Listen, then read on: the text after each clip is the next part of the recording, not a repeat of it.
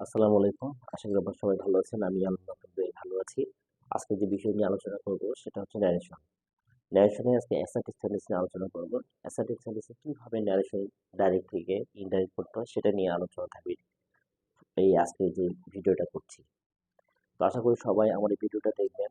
বেশি বেশি like, share, comment করবেন। আচ্ছা। প্রথমত আমি অ্যাসার্টিভ সেন্টেন্স থেকে যখন আমরা ডাইরেক্ট থেকে ইনডাইরেক্ট করব সেক্ষেত্রে কিছু রুলস আমি লিখছি সেটা আমি বলবো। ইনডাইরেক্ট করার সময় অবশ্যই রিপিটিং ভার্বে সে বলতে সেইড অর টেল থাকতে হবে টোল এবং অবজেক্ট যদি থাকে সেটা আমরা লিখবো। হ্যাঁ, রিপিটিং ভার্বে। আচ্ছা, ইনভার্টেড কমা পরিবর্তে অবশ্যই কি করতে হবে কনজাংশন হিসাবে এখানে আমাদের দ্যাট বলবে যদি অ্যাসার্টিভ বাক্যে ন্যারেশন করতে বলি সেক্ষেত্রে আমরা বলবো। তাহলে আমরা এখানে শিখলাম যে রিপিটিং ভার্ব লেখার পরে ইনভার্টেড কমার পরে কি লিখবো আমরা অবশ্যই দ্যাট লিখবো সেটা আমরা লিখেছি। আর রিপিটিং ভার্বে অনেক সময় অবজেক্ট থাকে অনেক সময় অবজেক্ট থাকে না। যদি অবজেক্ট থাকে তাহলে অবশ্যই অবজেক্টটা লিখবো। দেন হচ্ছে আমরা ইনভার্টেড কমা বলতে আমরা শিখলাম আজকে অ্যাসার্টিভ বাক্যে অবশ্যই আমাদেরকে দ্যাট লিখতে হবে।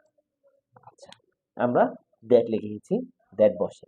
দেন তারপর বলছি রিপোর্টিং স্পিচ। আমরা আগে শিখেছি পার্সনের ব্যাপারটা সাবজেক্টটা গঠন করে নিব। সাবজেক্ট গঠন করার পরে বাকি অংশ আমরা লিখব। আচ্ছা, আমি দুটো এক্সাম্পল দিয়েছি, দুটো এক্সাম্পলে আমি আরো বিষয়টা আরো ক্লিয়ার করে দিচ্ছি। আমরা প্রথমে জানবো এটা কি বলা হবে রিপোর্টিং ভার্ব আর এটা হচ্ছে রিপোর্টিং স্পিচ। আচ্ছা, রিপোর্টিং স্পিচটা কেমন আমরা চিনবো যখন ইনভার্টেড কমার ভিতরে যখন একটা বাক্য থাকবে তখন তাকে আমরা রিপোর্টিং স্পিচ বলছি। আর ইনভার্টেড কমার আগে যে কমা দ্বারা যুক্ত থাকবে সেটা হচ্ছে রিপোর্টিং ভার্ব। আচ্ছা, এখন আমরা ডাইরেক্ট থেকে ইনডাইরেক্ট করবো। গুড, তাহলে কি করবো আমরা? তাহলে আমাদের রিপোর্টিং স্পিচের মধ্যে যে বাক্যটা আছে সেটাকে আমাদের জানতে হবে এটা অ্যাসার্টিভ কিনা। তাহলে আমরা এই অ্যাসার্টিভটা বের করে নিই।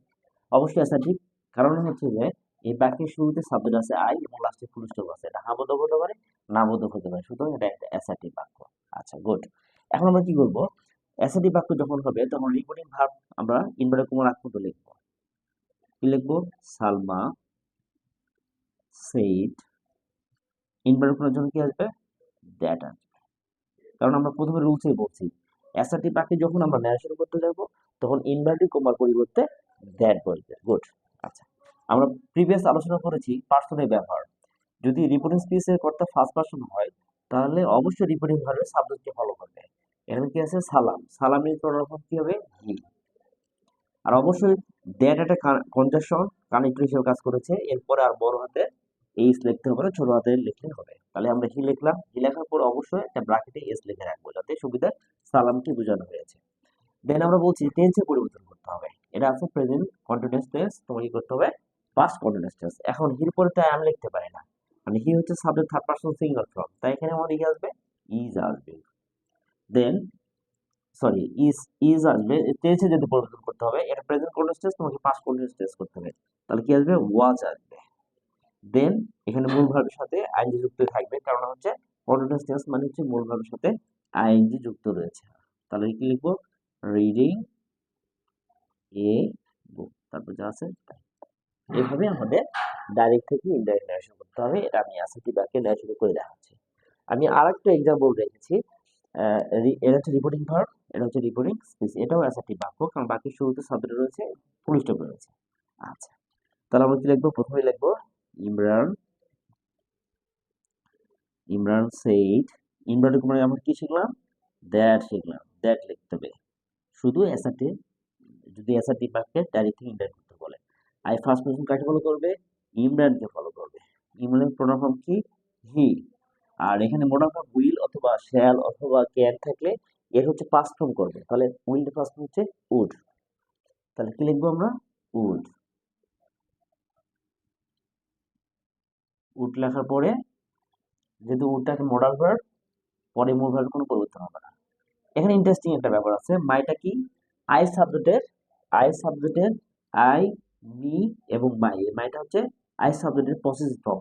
এ যাকে ফলো করবে তার পসেসিভ ফর্ম লিখতে হবে। তাহলে মিটা মাইটা ফার্স্ট পারসন, তাহলে কাকে ফলো করবে? ইমরানকে। ইমরানের ফর্মে হচ্ছে প্রোনাউন ফর্ম কি? হি। তাহলে হির অবজেক্ট ফর্ম হচ্ছে হিম। তাহলে পসেসিভ কি হবে? হিস। তাহলে আমাকে হিস লিখতে হবে, কারণ যে যে যাকে ফলো করে তারে পসেসিভ ফর্ম করতে হবে। তাহলে আমরা লিখবো হিজ, তারপরে লিখবো হোম ওয়ার্ক।